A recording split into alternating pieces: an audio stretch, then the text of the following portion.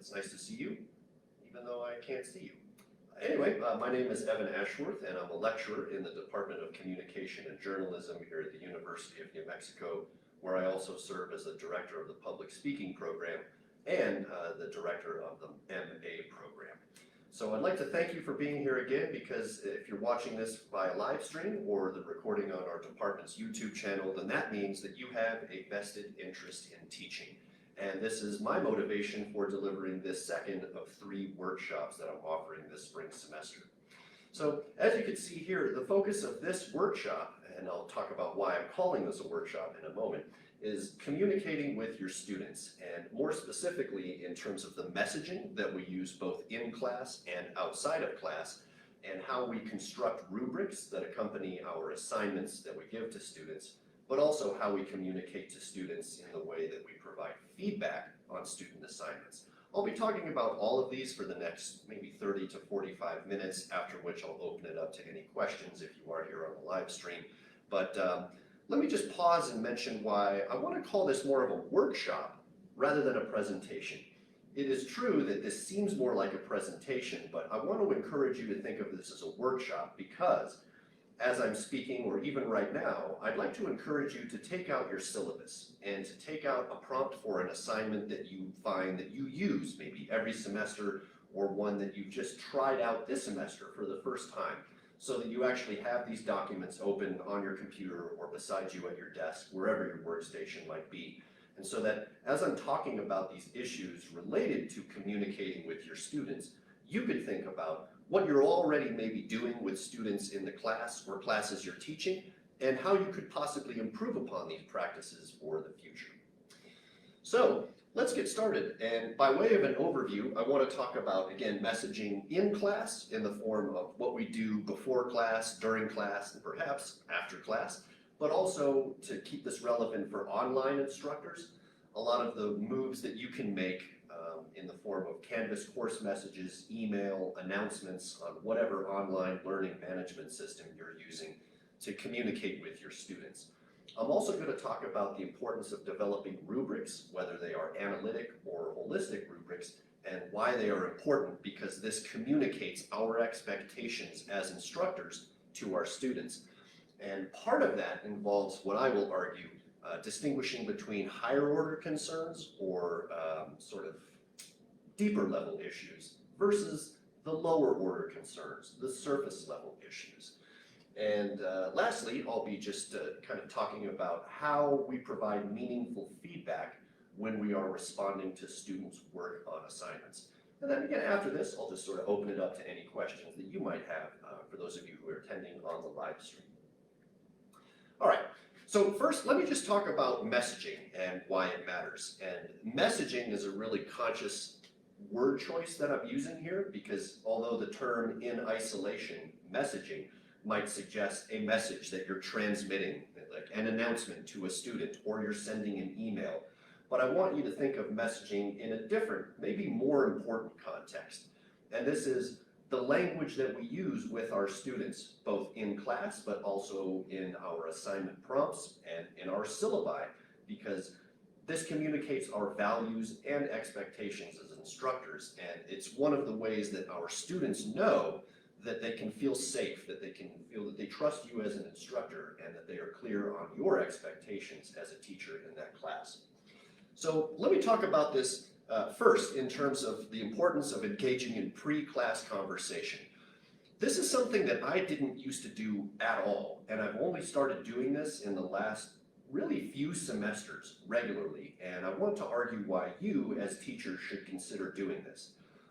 I want to acknowledge that the few minutes that we have before class is often considered a sacred time, where you might be bringing up your PowerPoint or just organizing your lesson plan at the beginning of class, and it might sort of unintentionally communicate to students, don't bother me, I'm busy, I'm getting ready to teach. And that is important. We obviously need to make sure that our PowerPoints are ready to go, that we have all the materials to teach on a daily basis. But what I've learned through my participation in the Student Experience Project, and just through my own experience as a teacher, is that the few minutes that we have before class can be used as really productive time to just talk to our students And this is an opportunity that I think many of our students welcome. So in our classes, it is true that we might walk in, say, 5 minutes before class starts, and there's only a few students there. So we might feel that it's just not useful to engage in any type of conversation. But I think it actually is. And this is what I found to be the most productive time to build rapport with students, so that even if you're just having a conversation about what their day is like or how their semester is going at their school or the department that they're taking classes in, it really helps to just kind of ease them into the class. And then students who then walk into the class before class starts, they already see this environment of just vibrance and activity and energy, and it's therefore getting them prepared to engage in the class itself. So those 2 or 3 minutes that you might have before class that might seem like dead time, that you can't do anything, that you shouldn't do anything, I would argue the opposite, that you actually should be just reaching out and just talking to students. And even if that's a time to be sharing jokes and stories, it's meaningful. It actually has a lot more positive impact than you might think.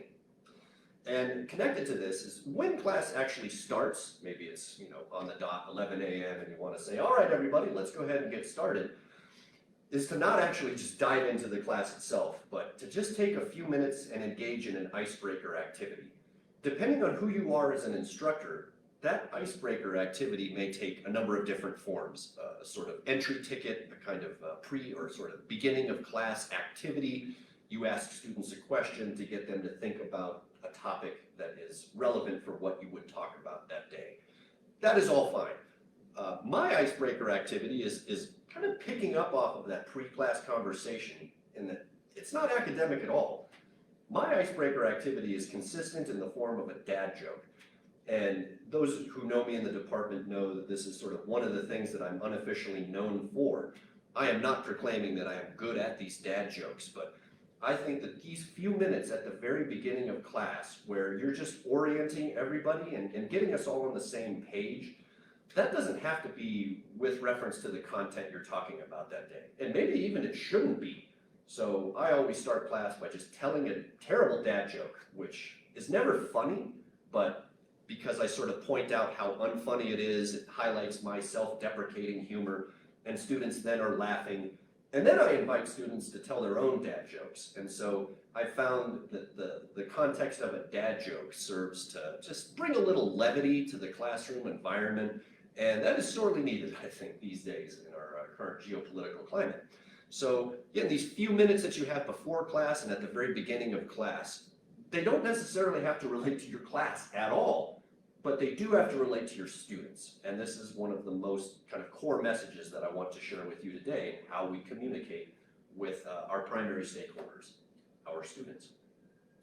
So I also want to emphasize the importance of establishing a safe classroom space. I talked about this during our first workshop a few weeks ago and sharing my experience with the Student Experience Project. But this can be done in a couple of different places. Language that you are including in, say, a diversity section in your syllabus, in a social belonging section in your syllabus, where you're communicating that all values are respected in this class. And never mind the syllabus, for example, but this should be reinforced throughout the class during the semester. And so pretty much every class I teach, for example, I end up talking about microaggressions because they have relevance for any communication class. But I also find that even just talking about other stuff, let's just say, students often commit these microaggressions and they often go kind of uncalled. So students might unwittingly say a microaggression, but then nobody kind of calls them out on it. This can be a tricky thing to do, but I think it is our responsibility as instructors to call students out when they say a microaggression. And these microaggressions are just, maybe well-intentioned statements that seem like compliments on the surface, but are actually slights against a whole group of people. So a sort of comment like, well, anything that has to do with maybe accent or linguistic background, cultural background, like, I never knew that you were so articulate. Okay, that might seem like a compliment on the surface, but if you dig a little bit deeper, It's kind of pointing out that the observer is somehow perceiving the communication patterns of that other person as contrary to what they expected, maybe based on what they see or what they have heard normally. So just beware of these microaggressions, and it's a good example of not being a sort of language police officer in the classroom, but understanding that words matter and that we need to be respectful of everybody in a classroom environment. This is all towards contributing towards a safe classroom space. I also want to, along with this, encourage you to think about the importance of normalizing academic difficulty. This is not something that we do enough of as teachers, because we all know that higher education is a very difficult environment. It's very stressful for all of our students, regardless of the classes that they're taking. But I don't think students hear enough that it is totally normal to be struggling with work in college. This is consistent with a lot of the messaging that you'll hear me talk about in the Student Experience Project, and it doesn't have to take a lot of time, but I think as instructors, we should be doing this every week, if not every single class. Just saying things like, I completely understand how difficult this assignment might be, but we're going to get through this together, and I'm going to offer you constructive feedback and resources to help you meet the standards that I have. Normalizing academic difficulty is all the more important in this post-COVID classroom environment. Lastly, I just want to talk a little bit about the importance of sending regular notifications to your students. This could be in the form of email messages or Canvas course messages or whatever online learning content management system your university happens to use if you're not at the University of New Mexico. This is really important. It's especially important, I think, for asynchronous online classes where students may never actually meet you in person. And this is one of the few places where you really get to explicitly, literally, communicate with your students. So whether it is an online class or a face-to-face class, it's important to send, I think, weekly kind of check-in emails where you're greeting students, you're maybe talking about patterns that you observed students using in a previous assignment, you're just reminding them of the deadlines for upcoming assignments, things like this. It's really basic. Yes, it takes a little bit of time to put these messages together, but just think of yourself when you were an undergraduate student and how much you would probably appreciate those messages. There's nothing wrong with that. In fact, there's really no drawback as far as I could think of. Our students need to receive these messages because they very often don't from their instructors. So let me then move on to this next one here. So what is a rubric? A rubric is basically a scoring guide, and this is used to evaluate the quality of our students' work. So this comes from Popham 1997, and you might be thinking, yeah, I know all about rubrics. I've been using them my whole teaching career. Here's the thing though, it's 2025 and a lot of instructors still do not use rubrics. I don't have any statistics to attest to this, but let's just say I've spoken with a lot of instructors, and through our conversations I have learned that they don't actually use a rubric at all. And it is absolutely vital that you do so. So there's two types of rubrics, an analytic or analytical rubric and a holistic rubric, and they are slightly different in ways that I'll share in just a moment. So rubrics should be employed for every single class, in my opinion. It doesn't matter what the class is. And this is especially important for students so that they know what your expectations are for that particular assignment. But the flip side of that coin is that it's also really useful for you as an instructor to just organize your thoughts on how an assignment should be graded. So if an assignment is worth 25 points, it's an opportunity for you to think about, okay, what are the criteria that I will be relying on to evaluate student success? So that every time you're then looking at a student's work, you're always firmly grounded in that rubric that you've already created. So let's talk first about an analytic, which is also known as an analytical rubric.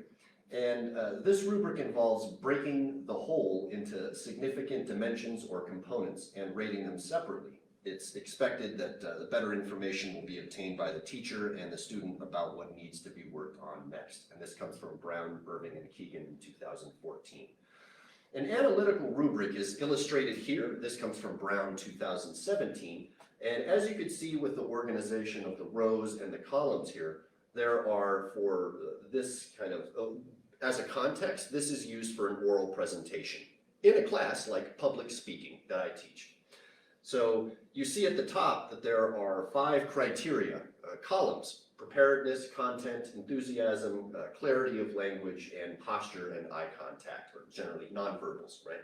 So these are the 5 criteria, the specific criteria that the instructor is using to evaluate the student's performance on that speech.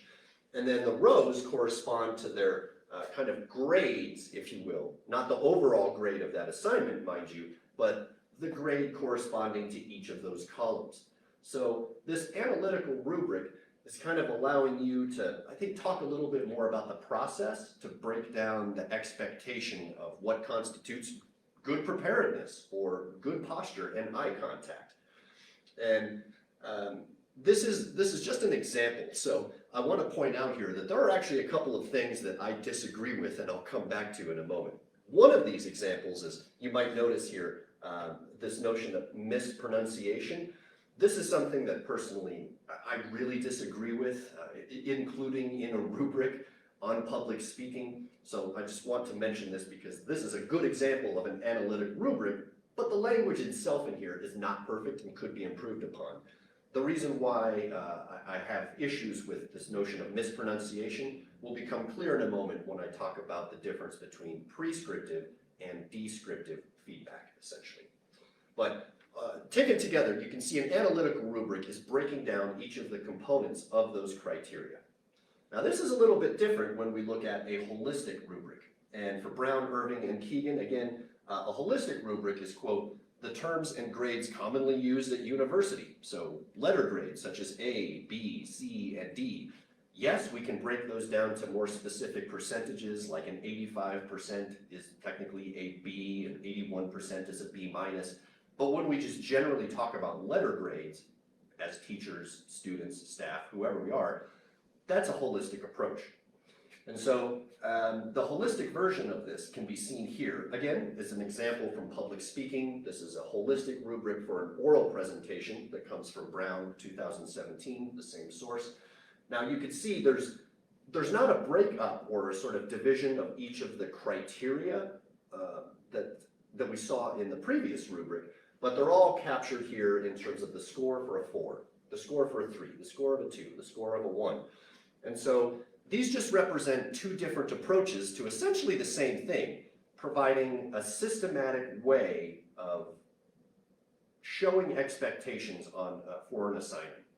And just, this is where I'd ask you to return to that assignment that you might have open on your computer, or just having you to think about a recent assignment that you've given to a class. Are you using a rubric? Hopefully you are. If not, I want to encourage you to do so because it is absolutely vital, in my opinion. And if you are already using a rubric, is it analytic, is it holistic, and why? What's the advantages and disadvantages of each? Well, I briefly summarized them here. So an analytic rubric, I must acknowledge, it does take a little bit more time to construct. After all, you have to think about the specific criteria that you're using to evaluate, for example, a student's speech. So they do take more time to construct and actually use when you're grading a student's work. As you're grading a student's work using an analytical rubric, you might find that you're doing the equivalent of bean counting. You're kind of adding up little points from, say, the nonverbal category, the verbal category, preparedness, context, and all of those individual counts or bean counts, they add up to the big grade. That's kind of why it might take more time to use. But that is okay. I think this is really in the interest of student learning. These criteria can be weighted for that reason, that you're relying on dividing between, say, 5 different criteria, rather than just saying, this is an A speech, this is a B speech, and this is what a C speech would look like. And so for those reasons, I think when you use an analytic rubric, it allows you to talk more about the process and to be able to evaluate the process rather than just the product. Now this is a little bit different with a holistic rubric, as we saw. And a holistic rubric, just by nature of the design itself, it takes less time to create and to employ because you're not actually using these very specific categories that you're then bean counting to arrive at the overall grade for that assignment. So this means then that the criteria themselves can't be individually weighted. But what this also means is that for a holistic rubric, it tends to be more product oriented. Now, maybe you're waiting for me to say, is one of these better than another? No, I'm not necessarily saying that at all. It really does depend on your goals as an instructor, and especially the class you're teaching and the assignment that you are giving to your students. So if you are, for example, using a final paper and you're much more interested in that final product, I think it is totally sufficient to rely on a holistic rubric. Again, you have to use a rubric in my opinion, otherwise you're doing a disservice to your students and yourself. But a holistic rubric is very product oriented and totally sufficient for a final paper. But if we're looking at an assignment that's done early in the class, maybe their first or their second oral presentation in a public speaking class, for example, where we do want students to envision speech making as a process where they're brainstorming, they're developing an outline, then they're using that outline to deliver a speech extemporaneously. Maybe we want to be able to comment on specific aspects of that speech making process. That's where an analytical rubric can perhaps come in more handy. But again, neither one is just universally better than the other. It depends on your goals, it depends on the class that you're teaching, and the specific assignment that you're using critically. All right, so let me then switch to these higher order and lower order concerns. And again, some of you who watch this may be thinking, yeah, I already know to be emphasizing the higher order concerns rather than the lower order concerns. In which case, great, I am preaching to the choir here. But if you've not heard these terms, or maybe you think, hey, wait a minute, I do value spelling and grammar more than other things, let me try to kind of pull you to my side of the fence, so to speak. So higher order concerns and lower order concerns are addressed by Bean 2001 as the ideas, organization, development, and overall clarity, as opposed to the lower order concerns, which involve style, grammar, and mechanics. These lower order concerns are not lower because they're unimportant, but because they can't really be effectively attended to until these higher order concerns are addressed. So all of this is to say, if we think about this in terms of, say, a writing assignment in a research-intensive class, such as communication research methods, or maybe a media ethics class, where students have to research and then actually communicate that research in the form of writing. Well, first, we should be much more concerned with the fact that students are doing research, that it's well organized, that they're communicating information clearly. Then we could worry about the polished language, the grammar, the style, the mechanics, and all of that stuff. So even though the spelling errors, the grammar errors, they might be the first thing that we notice as a reader or as a listener, they're really surface level. They don't matter near as much as these deeper level or higher order concerns. And so I just think it's very easy to miss that point, and then as instructors we end up providing feedback that perhaps only comments on these surface level issues or these lower order concerns. Again, it's not that they're unimportant, but we need to prioritize the way that we provide feedback to students, because we don't have all day to provide this feedback, and students certainly don't want to read 2 or 3 pages of feedback. Maybe they won't read it at all. So we have to be really judicious about what we're actually asking students to do and where we're asking students to improve in terms of providing constructive criticism. So I want to transition this to saying kind of the importance of respecting students' rights to language, and this dovetails off of these kind of surface level issues, especially in a course like communication, in delivering speeches. So this is a paragraph that comes from a resolution that was drafted by the Conference on College Composition and Communication in the 1970s. So it is very old, it is much older than me, but it represents a cornerstone of my pedagogy. I'm not going to read it verbatim, but I'm going to summarize it by saying the following: that we as educators in the classroom, we need to respect our students' linguistic backgrounds and value that. And so that we're not holding students to a standard of, say, standard American English. Because when we're doing that, we're not just expecting students to write in a specific way that's consistent with the rules of English, but perhaps more critically, in a public speaking classroom, for example, we're asking them to speak in a way that is consistent with standard American English. That's not only unfair, in my view, I think it's actually bordering on discrimination, if not outright discriminatory itself. So if we're then perhaps going back to that example of the analytical rubric that I drew from Brown 2017 earlier, you remember that it used this word mispronunciation? Well, that sort of word, mispronunciation, is really antithetical to this language here. So I would really encourage you to think about, if you're teaching a class like public speaking, or where students' grades are determined by assignments that involve oral presentations, that we can't be so nitpicky about students' use of oral communication that it has to be consistent with standard American English. I think that's unfair, especially just given how language is changing over time and how, for example, there may be more Spanish speakers in this country than English speakers. So this notion of standard American English, whatever that means, I think it's completely outdated and honestly discriminatory. So this is really touching on this notion of the distinction between prescriptive and descriptive approaches to language. This distinction between prescription and description is at the foundation of linguistics and communication, I think. But I've noticed that I have done this in the past, where I sort of don't take my own advice. And I know in talking to other instructors around the university that a lot of instructors might say one thing, but they end up doing another.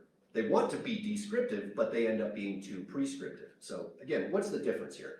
Prescriptive approaches to language involve essentially ascribing rights and wrongs to language, whether in terms of writing or speaking. So this is the sorts of comments that you might have received or actually used in teaching writing or teaching public speaking, saying things like, you shouldn't use or write double negatives, like I ain't done nothing.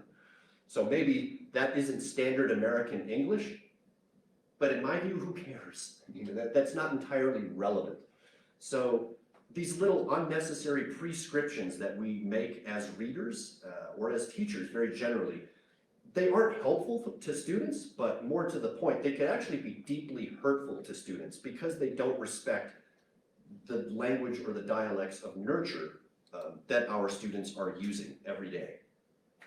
So even though it's very easy to use prescriptive statements, and indeed sometimes they are necessary, I want to encourage you to use more descriptive feedback. And a descriptive approach is where we're not saying there are rights and wrongs associated with language use.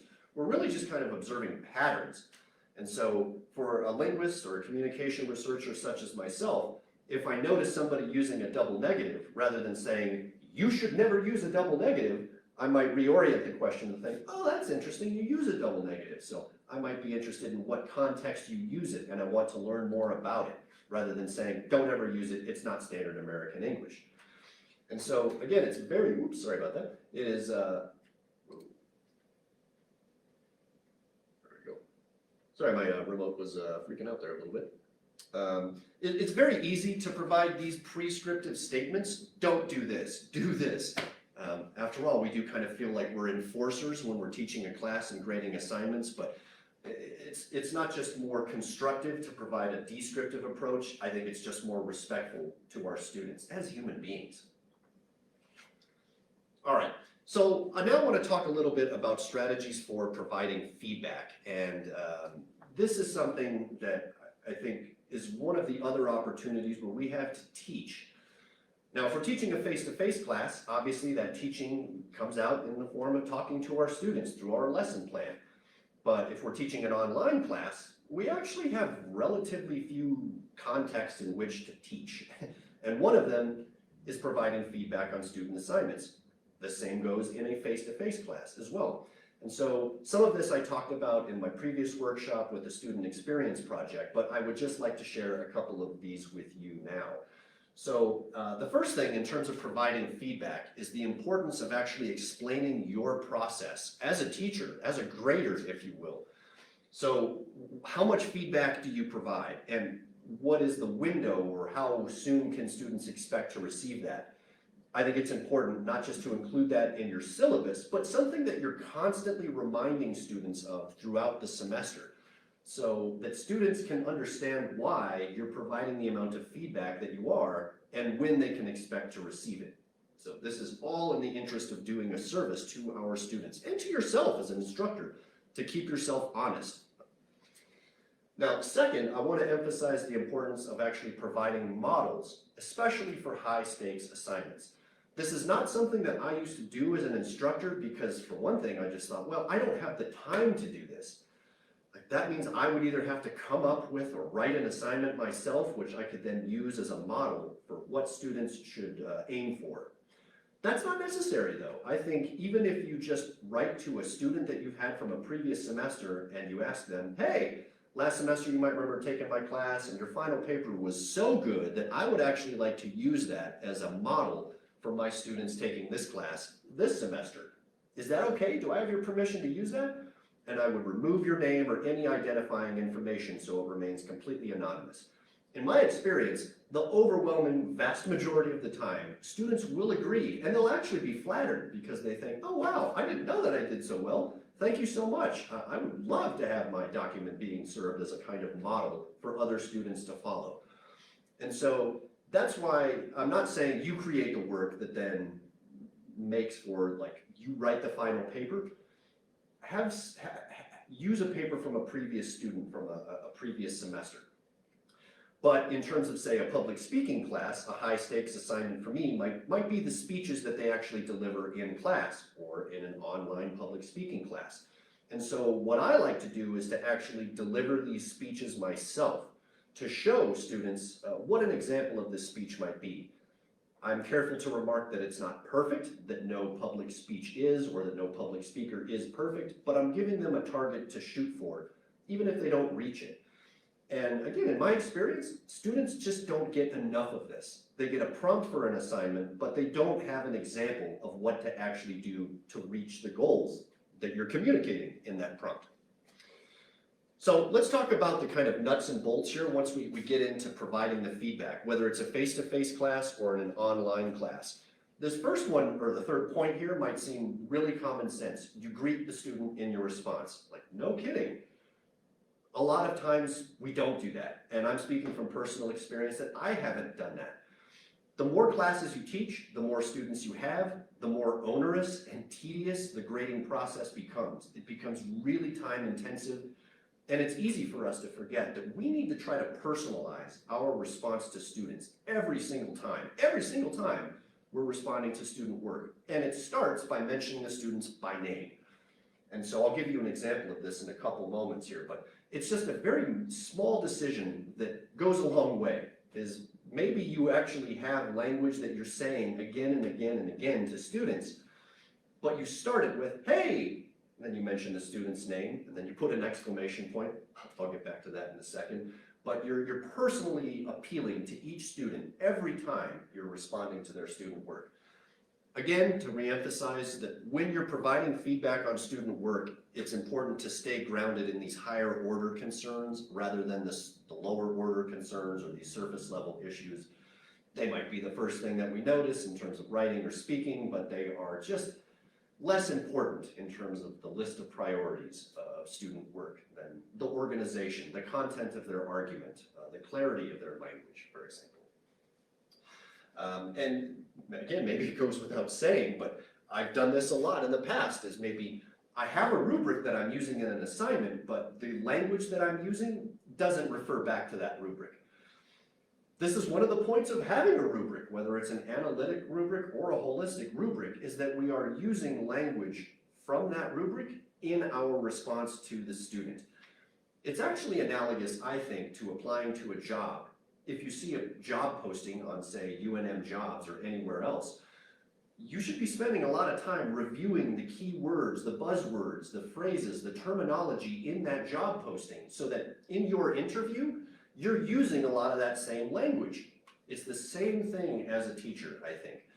If we're communicating these specific terms and phrases in a rubric, we should also be using them when we're providing feedback to the student and telling them to refer back to the rubric. So here's some more strategies. Many of you already may know about this, and it might seem like a platitude, a cliche, the compliment sandwich, but I think part of the reason why it's a cliche is that there's a kernel of truth to it. It works, basically. Every time you're responding to student work, no matter what that student has submitted, you find something good about it, and you start with that, and you celebrate it for a moment. Like, hey, good work. I noticed that you did this. I appreciate that. And then you maybe move to the meat of the argument, so to speak, which is an area or two higher order concerns that the student should address. And these are their areas for improvement, right? But then you don't end there on a sort of negative note. You return to the positive note by saying the equivalent of, hey, overall, I see that you're on the right track. You're getting there, and I might have high standards, but I know that you can meet these high standards. So keep up the good work. This kind of compliment sandwich approach I've found is just really useful, not just to me when I'm a student and I'm reviewing others' work, whether for like an article or research that I'm trying to submit, or if it's just thinking back on my own undergraduate and graduate career. Our students, they need to be treated with respect and kindness, and using a compliment sandwich, I think, is a really just generous, kind way to provide constructive feedback, because you're not just saying what they need to work on, you're explicitly acknowledging the good things that they've done and celebrating that.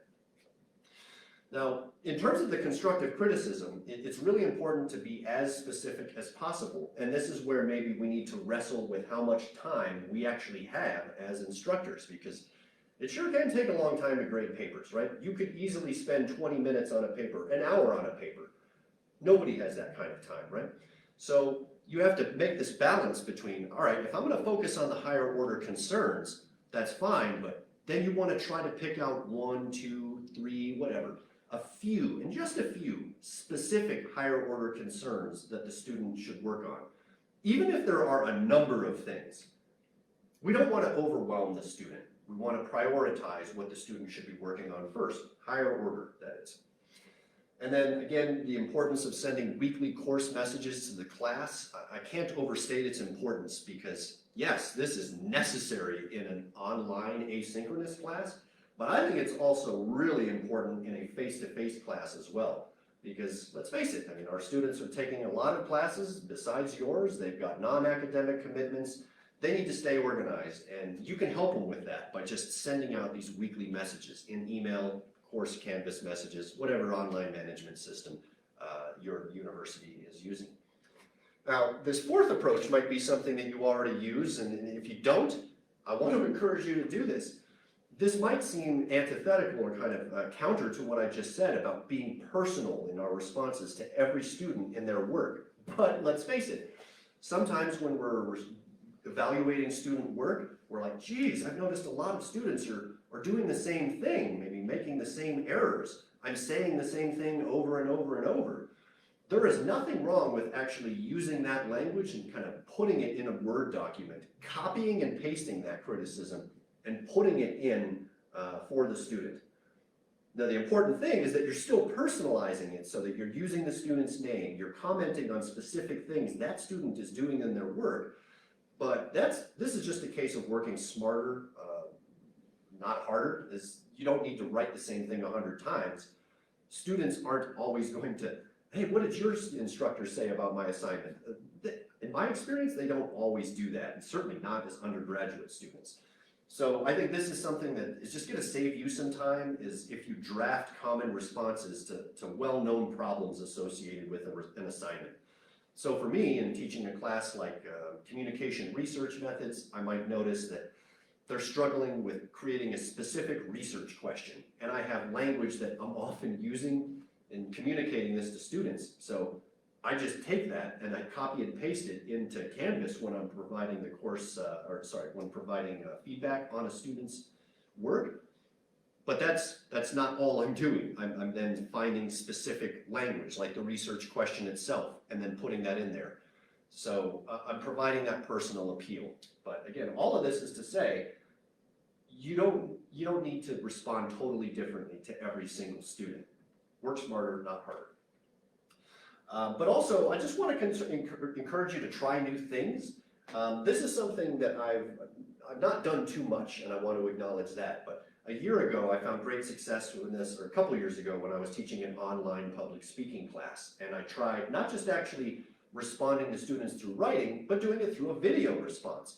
And I think, especially in an asynchronous online class, it's a really creative thing to do. It helps to humanize you as an instructor. They see your face on a brief, 1 or 2 minute video. It doesn't have to be longer than that, where you're actually just talking through the student's work and sharing what you would have already done in writing. It might take a little bit more time initially, as I found, to create these videos and the logistics of using Canvas and then putting that in so that the student can see that on their end of the monitor. But the more comfortable you get with this, the quicker that process will be, so that it might actually be faster than actually typing a lot of these responses to your students. So don't be afraid to try new things, and even if it is a face-to-face class, it might be worthwhile to try, at least for just one assignment, providing feedback via video, because we're often grading these assignments through an online content management system like Canvas, which allows us to embed video in there. So here's some other strategies, and this one is also a strategy that I shared in my previous workshop. This comes from the Student Experience Project, and this strategy is called a wise feedback framing statement. And there's basically 3 components to this.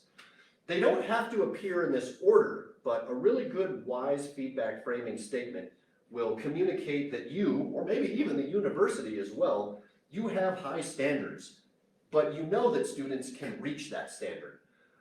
And I want to pause and say, for some classes, this might be much more worthwhile than others. I teach public speaking, as I've shared, and that is, let's be honest, a fairly easy course. It's a general education course that a lot of freshmen take. You don't have to be a freshman, but it's relatively easy. There's not a lot of terminology. The scariest thing about it is the human element of actually delivering speeches, just talking in class in front of your peers, right? But if you're teaching a research-intensive class or a writing-intensive class where we want to normalize academic difficulty, this is where these framing statements, I think, are really useful, and there's evidence and scholarship from the CEP website that attests to its success using these statements.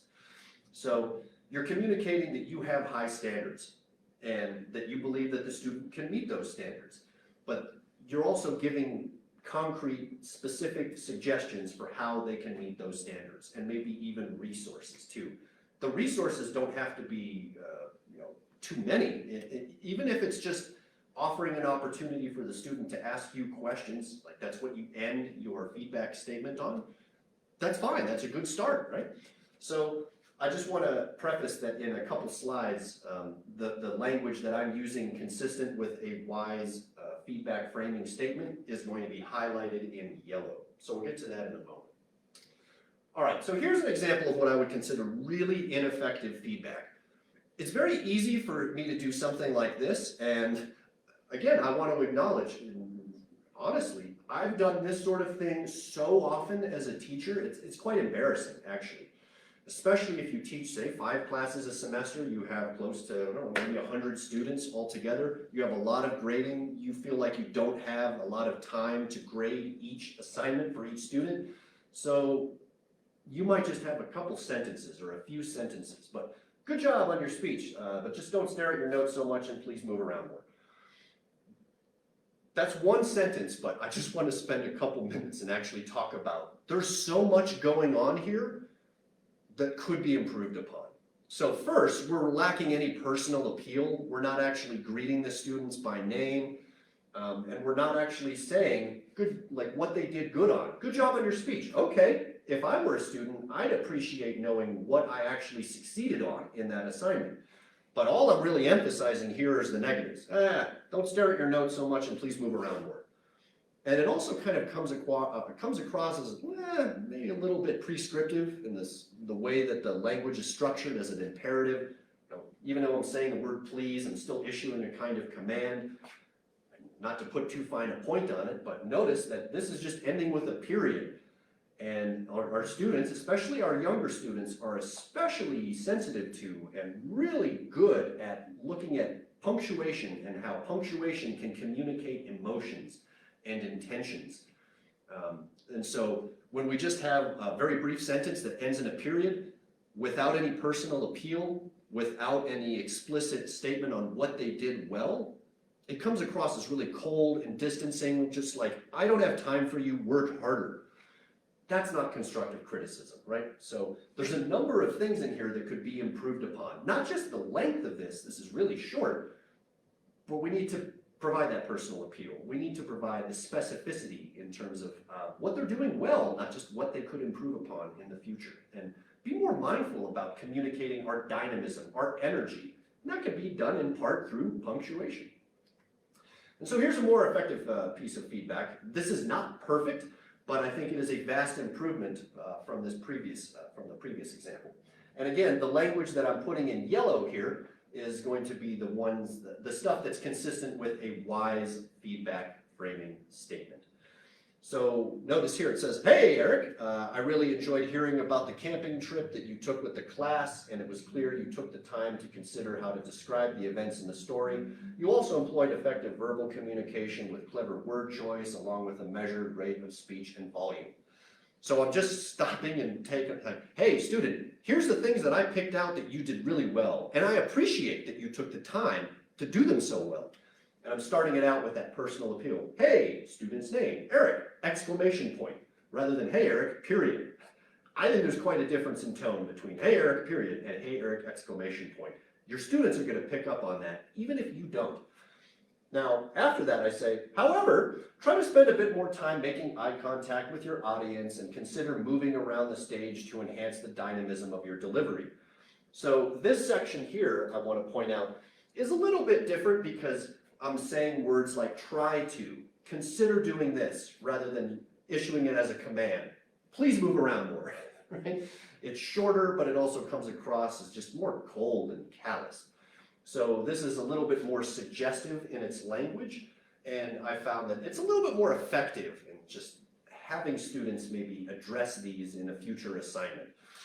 So I also mentioned after this, I know I have high standards, and these strategies can be difficult to consistently employ, but I know you're capable of mastering them.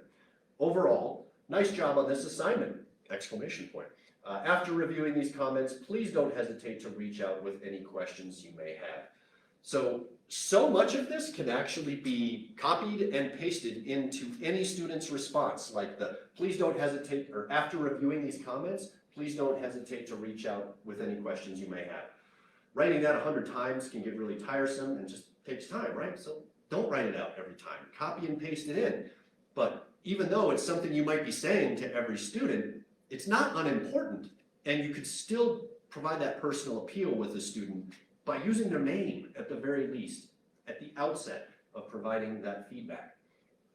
So just mentioning here very briefly, like, in a class such as public speaking, it may not even be that important or necessary to communicate that you have high standards or that the University of New Mexico has high standards.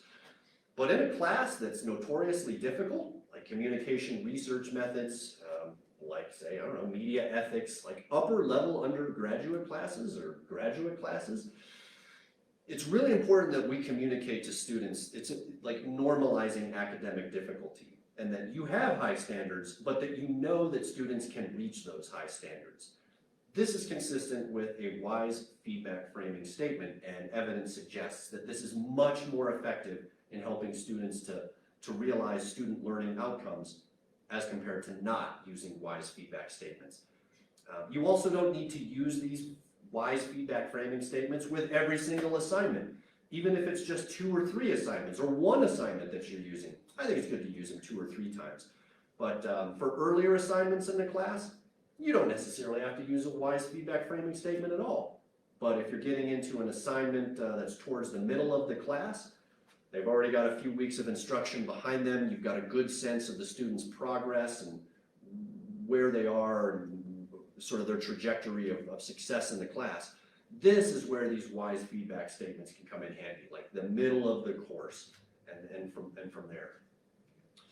All right, so I know that I've talked a lot about a number of different things, how we communicate with our students here. It's at the center of everything that we do as educators, certainly in a department of communication if you're teaching in a class like that.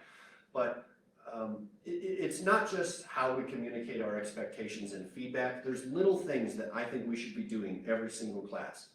Take those few minutes before class, if you're teaching a face-to-face class, to just talk to your students. Do an icebreaker activity that has nothing to do with the class you're teaching, but it's a way to build rapport and bring levity into your classroom. That's just going to inevitably enhance the energy levels and participation among your students in the class that you're teaching. So these little things that we often forget to do or feel like, I don't want to bother my students or I don't want them to bother me before class, that is such critical time that I want to encourage you to use. In addition to these kind of concrete strategies, in part from the Student Experience Project, for how we provide feedback to work for our students in the form of wise feedback framing statements.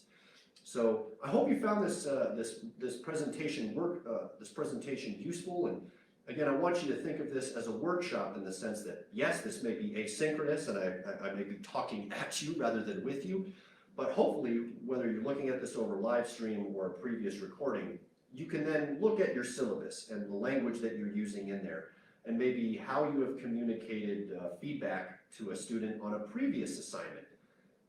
And look for ways to improve, because as I've admitted throughout this presentation or workshop, I've done a lot of the things I'm telling you not to do so much in the past. And no one's perfect. We're constantly improving. But if you try some of these strategies, I think you will find good success with them. With that, again, I would like to thank you.